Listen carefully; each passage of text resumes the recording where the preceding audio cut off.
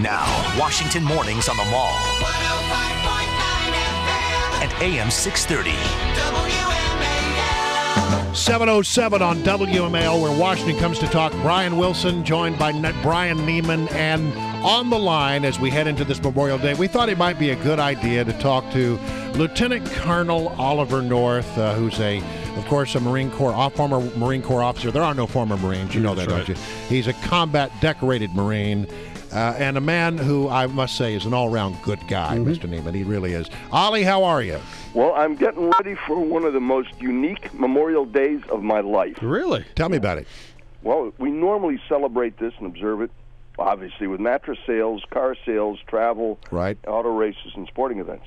But it's usually done for the ceremony. It's brief over at Arlington National Cemetery. This year, it is entirely different because it is also the 50th commemoration of the beginning of the Vietnam War. Mm-hmm. And so there's going to be a great big ceremony on the wall, at the wall, on Monday. The Commander-in-Chief will be there. The Secretary of State has sent out invitations to Gold Star families, the families of those who are missing and unaccounted for, to literally tens of thousands of veterans. It's supposed to be one of the biggest gatherings ever taken, ever occurred on the mall of our capital.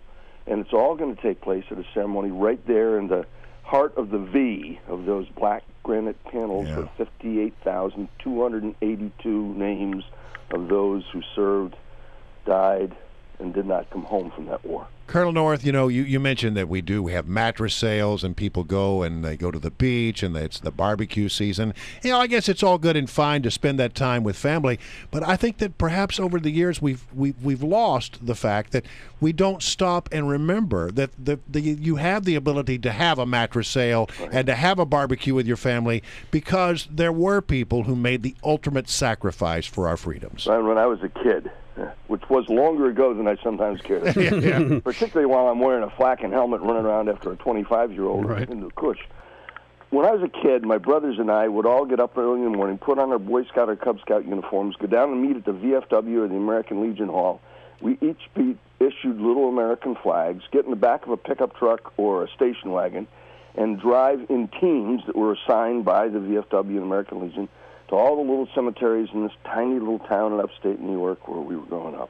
And each grave of a veteran would be marked with a little American flag. Then there would be a parade that began on Main Street and went down to the Ball Diamond, and there local politicians and leaders and famous World War II or Korean War veterans would make a speech, and we'd have a baseball game and a town cookout. And so all 1,500 people in that little town would acknowledge the sacrifice that had been made so that, A, we could have a gathering like that, and B, that we have the freedoms to participate or not if we didn't want to. Nobody came and knocked on the door and made you go out like they do in some countries today. You brought up Vietnam, and I know you're a military historian, and we often talk about wars, and even Vietnam was, hey, we need to get out. There's always controversy. Afghanistan now, Iraq, we need to get out. Don't forget about a lot of the reasons why we got into those wars in the first place and why we fought the wars and why they were worth it, too. Well, one of the wonderful things, look, there are no good wars. There are good warriors, but there's no good war. Right. We got into Vietnam because we made treaty commitments with a country called the Republic of Vietnam to defend it against North Vietnam, which intended to and eventually succeeded in unifying the country under communism. We got into this war, another long war, by the way, not yet as long as the one in Vietnam, because they attacked us. I mean, I know that it's a shocking thing for some folks driving to work right now to recall that on 9/11/01, 3 planes flew into buildings, and one of them into a farmer's field in Somerset, and killed nearly 3,000 people on American soil. The single bloodiest terrorist act in world history. All of it launched from Afghanistan. Ultimately, you end up with a 2-theater war, one in Afghanistan and one in Iraq. And now the goal is to simply make it over, get it over. My hope is that this war will not end the way the war in Vietnam did. And I think that would be a terrible tragedy. The one good thing that has occurred in this war is that, unlike Vietnam, the American people do not hold the soldier, sailor, airman, guardsman, Marine who's fighting it to be a despicable, drop-out, prot-headed marauder like they did those who fought in Vietnam. And that's why this ceremony on Monday is so welcome, so long overdue, but hopefully it's going to be one of these cathartic events that pulls the nation together around what has been, it is the most polarizing armed conflict for Americans since the Civil War. Well, let me ask you a more, I guess, a philosophical question then, because you said if there are no good wars, there are only good warriors. What's the best way to prevent wars then? Well, you can prevent war just by surrendering. When Ronald Reagan, the president I worked for, the one who reminded us all we have a rendezvous with destiny, said you can have peace tomorrow, simply surrender. Or as is demanded by the radical Islamists who started this war. Right, but I don't want to surrender. I don't think Americans want to surrender, but how do we prevent going to wars and able to do what we need to do in the Middle East or in Asia without actually having to go to war? Can it even be done, I guess? Yes, yeah, and it is done more often than not in the deterrent factor of having a strong national defense, the ability to convince a prospective attacker it's just not worth it to attack America or Americans. In other words, there have to be terrible consequences for those who attack us. I mean, this sounds awful. I can just see somebody at the Springfield Mixing Bowl listening to us as they're driving to work and thinking, "Oh my God, what is he talking about?"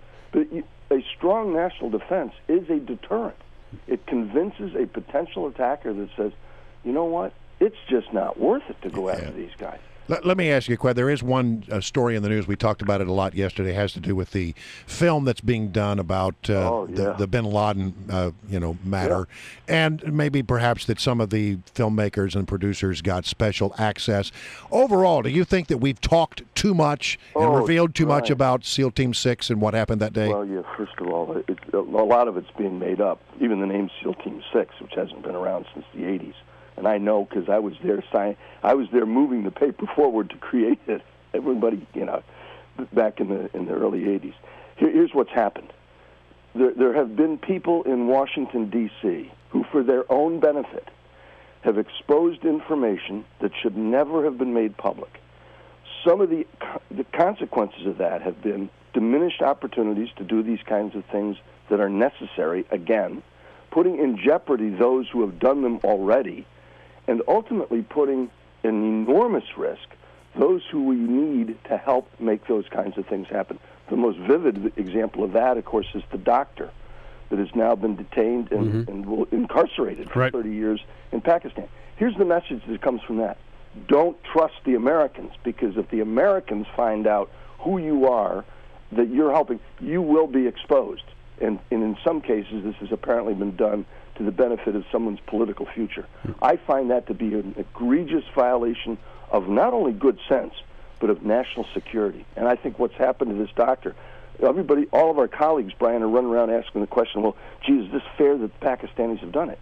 Wrong question. Who is the White House official who divulged the name of the doctor who was of incalculable help to us in carrying out that mission? Who is that person? Right. How do they even find out about him? Colonel North we know it came from a, quote, White House official, unless all these other reporters are lying. Right. A nameless White House official. Who is it? Colonel North, good to have you on. Thank you very much. We appreciate it. Always a pleasure. Happy Memorial Day, guys.